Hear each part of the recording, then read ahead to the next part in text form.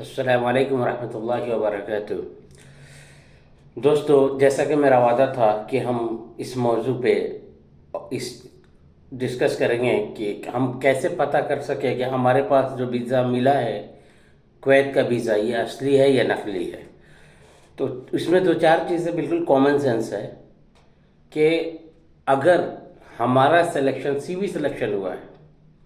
Generally आज के दौर में कहीं सीवी सिलेक्शन नहीं होता है। अगर सीवी सिलेक्शन है यानी हमने किसी को सीवी दिया और उसने वीज़ा भेज दिया, या कोई आपको ऐसा ही अप्रोच किया कि भाई हमारे पास कुछ वैकेंसी है, अगर आप अपना सीवी दीजिए, और उसके कुछ दिनों के बाद से आपको वीज़ा दे दे रहा है, और उस वीज़ा पे आपका पासपोर्ट नंबर, आपका नाम, सारी चीज़ें अगर मौजूद है, तो इसमें बिल्कुल लगता है बिल्कुल हू बहू वो असल कॉपी की तरह, टेक्निकल छेड़छाड़ की वजह से बिल्कुल हू बहू असली वीज़ा लगता है।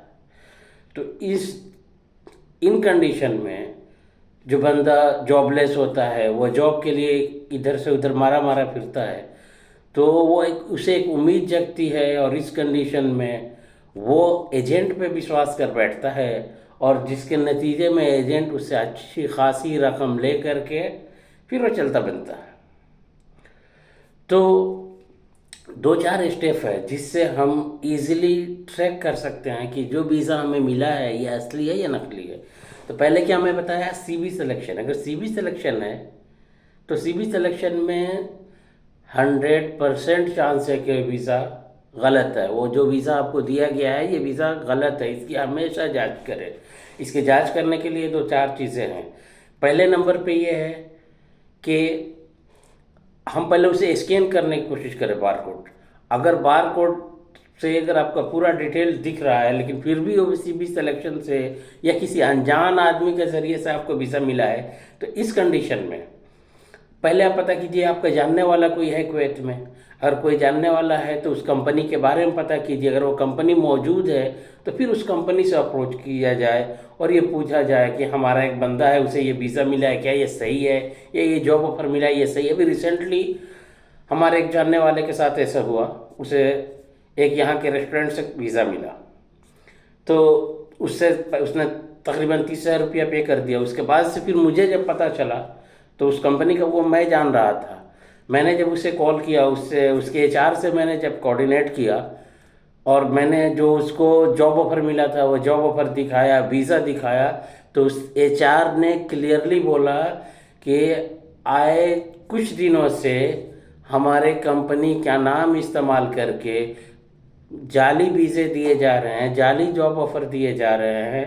पहले अपने कैंडिडेट को मना करो कि वो एक पैसा ना दे। फिर मैंने उस एजेंट से बात किया, उससे काफ़ी मेरी बहस हुई, वो मानने को तैयार नहीं हो रहा था। खैर, उसने मेरा नंबर ब्लॉक किया और अब मेरी बात नहीं हो रही है, लेकिन वो बंदा पैसा देने से बच गया।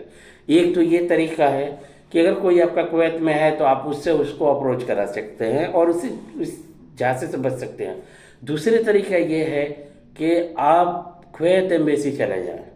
कुवैत एम्बेसी जा कर के आप वहाँ डायरेक्टली इस बात को पता कर सकते हैं, और कुवैत एम्बेसी चेक करके आपको बता सकती है ये वीज़ा आपका असली है या नकली है।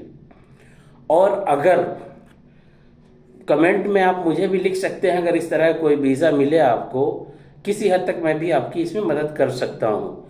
इसलिए कि आदमी जॉब की तलाश में मारा मारा फिरता रहता है, फिर उसे कहीं से कोई भी, और इसका फ़ायदा उठाते हुए एजेंट अक्सर व बेशतर गलत वीज़ा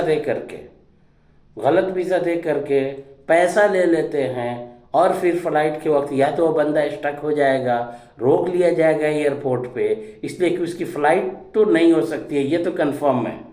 तो प्री मेडिकल वगैरह ये सब का जासा दे करके इसमें लोगों को रोक देता है। दूसरी और भी चीज़ें हैं, उसको और कैसे देखें। जनरली कुवैत के अंदर जुमे शनिचर को छुट्टी होती है, या कोई पब्लिक हॉलीडे कुवैत के अंदर है, इशू डेट चेक करें कि वीज़ा किस डेट में इशू हुआ है। क्या वो वीज़ा जुमा या शनिचर को, या कोई ऐसे दिन में इशू तो नहीं हुआ जिसमें कुवैत में छुट्टी हो। इसलिए कि एक साहब का वीज़ा ऐसा भी ट्रेस हुआ, वो चंपारण के रहने वाले थे, उन्होंने मुझे कांटेक्ट किया कि भाई ये मुझे वीज़ा मिला है, कि एजेंट ने दिया है, ज़रा देखें गलत है ये कैसा है। तो मैंने जब इशू डेट चेक किया तो शनिचर को था, शनिचर को यहाँ पे छुट्टी होती है। फिर जब एजेंट से बात किया गया तो उसने खैर इनसे पैसा नहीं लिया, लेकिन बाकी और तकरीबन 30-35 लोगों से वो ये वीज़ा दिया था और सबसे इसने पैसा ठग लिया।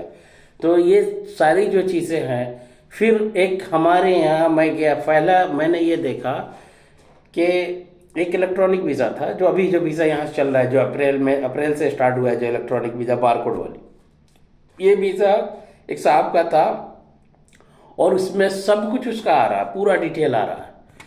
वो मेरे घर पहुंचा कि मैं क्या करूं इसे।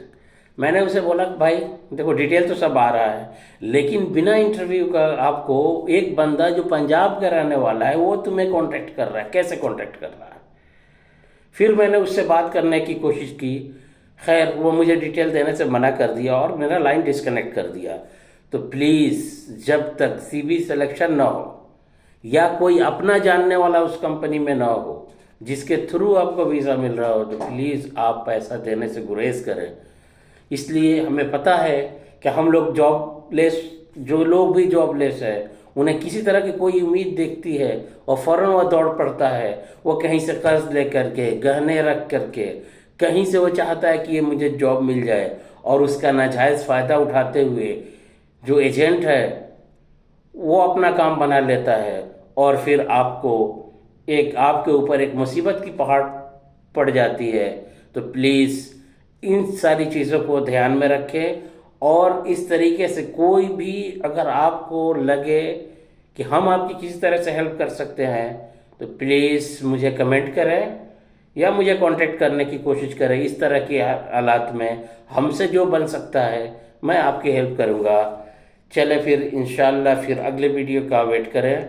फिर अगले वीडियो में इंशाल्लाह किसी दूसरे टॉपिक पे हम बात करेंगे जो कि आप सबके लिए फ़ायदेमंद साबित होगा। अल्लाह हाफिज़।